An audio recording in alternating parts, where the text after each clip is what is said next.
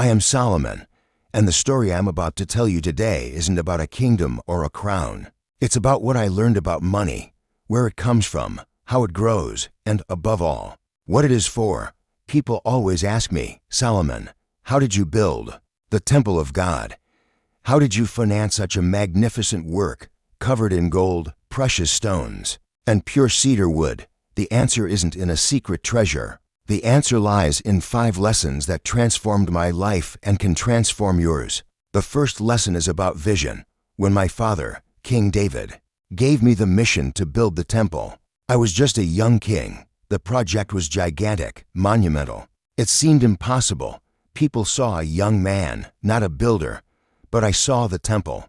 I could visualize it in my mind, every detail, every column, every piece of gold. The vision was so clear that money stopped being the problem and became the tool. Without a vision, money is just a bunch of numbers with no purpose. It's like having a map without a destination. Capital, no matter how vast, becomes useless if there's no destination for it. If you want to build something great in your life, be it a business, a career, or a family, start with the vision. Draw your temple in your mind. The rest, believe me, will fall into place. The second lesson is about planning and resource allocation. My father had gathered an immense amount of gold and silver, but that was just the raw material. How do you turn a mountain of metal into a temple with a plan? I didn't start building the first wall without having every detail drawn and redrawn. I hired the best architects, the wisest counselors, and the most skilled artisans. We created a schedule, a budget, and a supply chain that stretched across kingdoms. The truth is, planning turns chaos into order. Money is a finite resource. You can't just spend it without thinking. Every coin I invested in the construction of the temple was thought out, weighed, and allocated for a specific purpose. I learned that $1 well spent is worth more than $1,000 poorly invested.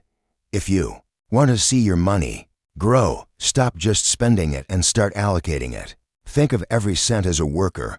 Where are you sending each one of them? Are they building your temple or just disappearing into nothing? The third lesson was the most surprising: investing in people. I could have used slaves for the work, but I chose to use free men from different kingdoms, different cultures with unique talents, and I didn't just hire them, I valued them. I offered fair wages, decent housing, abundant food. I invested in their well-being, and what I received in return was something money can't buy: dedication, loyalty, and excellence. A man who feels valued works with passion. The energy they put into the work was the force that drove the project. I saw stonemasons who sculpted with their souls, goldsmiths who treated every piece of gold as a work of art, and carpenters who respected every splinter of wood. The greatest asset you can have is not in your bank account, but in the people around you. Money is just a tool to attract and retain talent, but the real wealth is the team you build. Your success, whatever it may be, is a reflection of the people you choose to have by your side. The fourth lesson came from the very nature of the temple. It was built for God, not for me. And that changes everything. When you build something with a greater purpose, money becomes a means, not an end. I saw money as a tool to honor God's name, not as a trophy for myself. This allowed me to be generous, just, and grateful. Generosity is not a luxury, it's a mindset. When you learn to give, you learn to receive. Believe me, I'm not talking about math, I'm talking about principles. Greed is a sickness that robs you of your joy and makes you always want more, without ever feeling satisfied. Generosity, on the other hand, is an inexhaustible source. When you learn to give from the heart, the universe gives back to you in double. Finally, the fifth and most important lesson: wisdom. At the beginning of my reign, I made a request to God.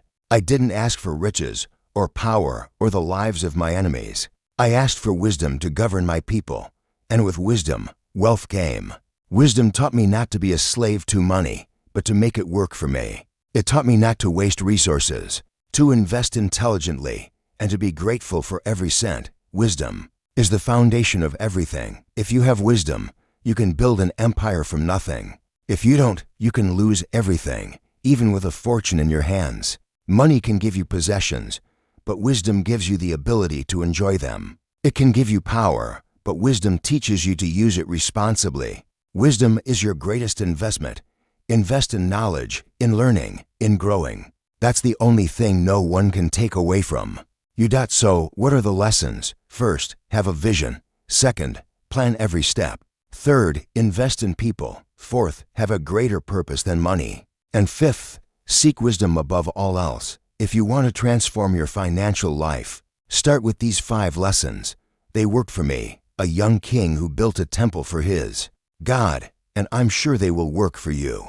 And if you want to learn how to apply these principles to your life, I have a special invitation for you. What you've just watched was just the tip of the iceberg.